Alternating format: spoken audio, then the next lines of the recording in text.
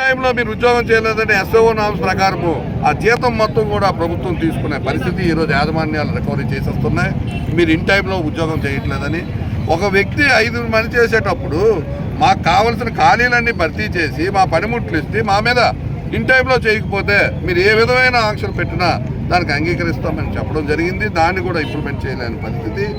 మరి ఇవన్నీ కూడా దీర్ఘకాలికంగా న్యాయమైన డిమాండ్లు.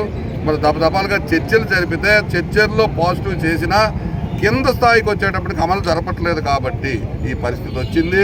మరి 22 వరకు ఆందోళన కార్యక్రమాలు ఉన్నాయి.